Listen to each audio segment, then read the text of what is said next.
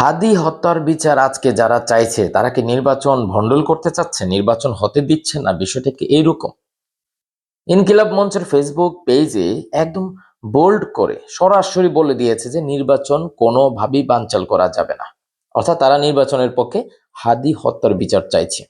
তারা কেন ঠিক 5-6 দিন আগে এই রকম পরিস্থিতি চলে গেল, অথবা সরকারি বা কেন একেবারে দমন পীড়ন, মসজিদের ভেতরে গিয়ে তাদেরকে ধরে পেটানো, এবং একজন তো বলেই দিয়েছে, আয় আয় হাদির লাশ নিয়ে যা।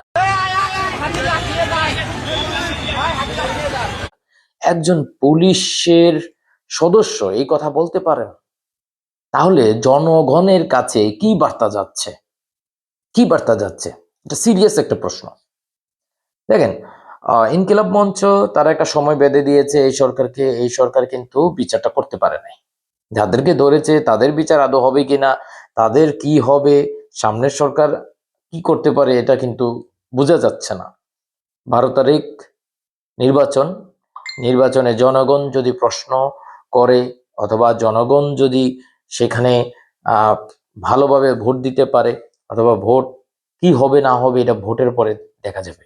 ধরে নিলাম যে নির্বাচন হলো, নির্বাচন হয়ে নতুন সরকার আসলো। এখন নতুন সরকার আসতে কতদিন সময় লাগবে?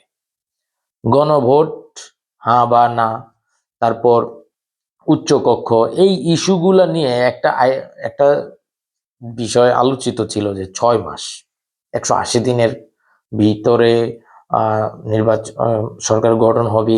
এই জিনিসগুলো কিন্তু একটা কথা আছে। তো এই যে সরকার, তারা নির্বাচন দিচ্ছে, মাত্র 6 দিন বাকি আছে, এই সময়ে এই যে হাদি হত্যার বিচার সম্ভব? কিন্তু তারা কি চেয়েছে? ইনকিলাব মঞ্চ কি চেয়েছে? তারা চেয়েছে জাতিসংঘের অধীনে একটা সুষ্ঠু তদন্ত যাতে হয়, এবং তারা ডক্টর মোহাম্মদ ইউনূসের সাথে দেখা করতে চেয়েছে। এই দুইটা জিনিসই তো সরকার কেন এই জিনিস, দুইটা ইজি জিনিস করলো না কেন? মানে সমস্যাটা কোথায়? শেষ পর্যন্ত তো তারা রাজি হইছে, কিন্তু এত কাহিনী করে কেন রাজি হইল? আগে কেন রাজি হইল না? এটা একটা প্রশ্ন। বাংলাদেশের সিস্টেমটাই এমন হয়েছে যে আপনি যদি হার্ড লাইনে না যান, সরকার শুনবে না কথা। হাসিনার অবস্থা দেখছেন না? জনগণ হার্ড লাইনে চলে গেছে, ছাত্ররা হার্ড লাইনে চলে গেছে, সে শেষ পর্যন্ত পালাই গেছে। এখন ইউনূস সরকার কি করছে? সে তো একজন নিরপেক্ষ, তাই না?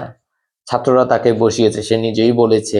কিন্তু উপদেষ্টারা কিন্তু বিএনপির সমর্থিত আছে, জামাতের আছে, তারপরে ছাত্র সমর্থিত আছে, তারপরে ইউনূস সাহেবের সমর্থিত আছে। মানে সবকিছু মিলায়া একটা তত্ত্বাবধায়ক সরকারের মতো।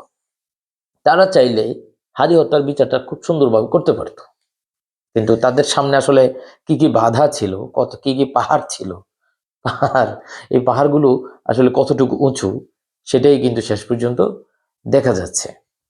এখন আসলে হাদি হত্যার বিচারটা হবে কি না? পুলিশ মানে এইভাবে ডিএমপি কমিশনার ডিরেক্ট বলছে সাউন্ড গ্রেনেড মারো, ওই যে ইয়েটা আছে না, কি জানি মারছে, যদিও এটা খুব সম্ভবত পে স্কেল।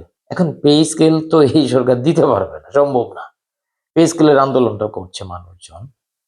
মানে সবকিছু মিলিয়ে একটা জগা খিচুড়ি করে, একটা ঘোলা পানি করে এখানে কেউ মাছ শিকার করতে চাইছে? এই প্রশ্নটাও কিন্তু অবান্তর না, এই প্রশ্নটাও কিন্তু ভ্যালিড।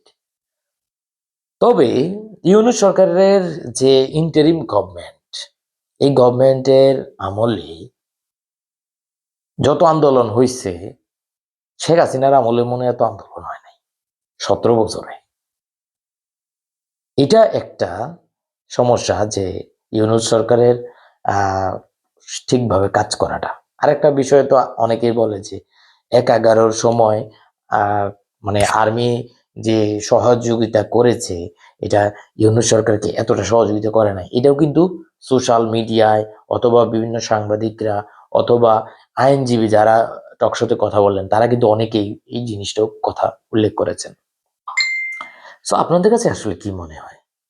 আমার কাছে মনে হয় ইনকিলাব মঞ্চ সঠিক কাজটাই করেছে। হাদি হত্যার বিচার নিয়ে তারা কিন্তু যমুনায় যেতে চেয়েছে, তাদেরকে যেতে দেওয়া উচিত ছিল। সৌজন্য সাক্ষাৎ হতেই পারে, সাক্ষাতে তারপর কি কি আলোচনা হতে পারে, না আলোচনা হতে পারে, এটা করাই যেতেই পারে। ইউনূস সরকারের আমার কাছে মনে হয় এই সিদ্ধান্তগুলো যারা নেয় তারা এখানে ব্যর্থতার পরিচয় দিয়েছে, একদম চূড়ান্ত ব্যর্থতার পরিচয় দিয়েছে তারা। এত বড় ব্যর্থতার পরিচয় এর কারণে আজকে এত বড় ঘটনা ঘটে গেছে।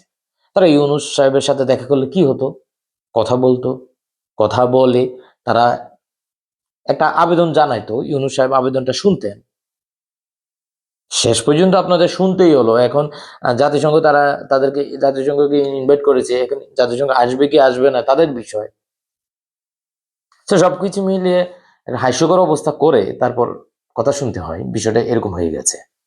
আমার কাছে মনে হয় সামনে নির্বাচনে যারাই জিতুক তারা চাইলেই হাসিনার মতো ফেসিস্ট হতে পারবে না। ফেসিস্ট হইলে সোশ্যাল মিডিয়ায় তারা টিকতে পারবে না, না টিকতে পেরে সেই আরো ঘটনা ঘটে যেতে পারে, এগুলো আশঙ্কা করছি। তো আপনারা কি মনে করছেন, আপনাদের মতামত আপনারা জানাতে পারেন।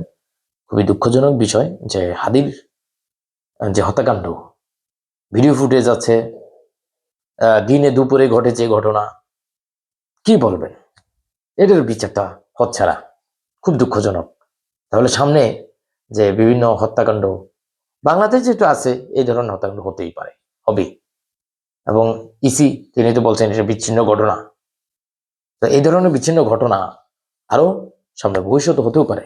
তখন বিচারগুলো কিভাবে হবে? হবে হাদির বিচার হয় নাই, সেখানে আপনি আমজনতা, আপনি আম ম্যাঙ্গো পিপল, তাই তো, আমরা তো ম্যাঙ্গো পিপল, তো ম্যাঙ্গো পিপলের যে বিচার সেগুলো কি হবে?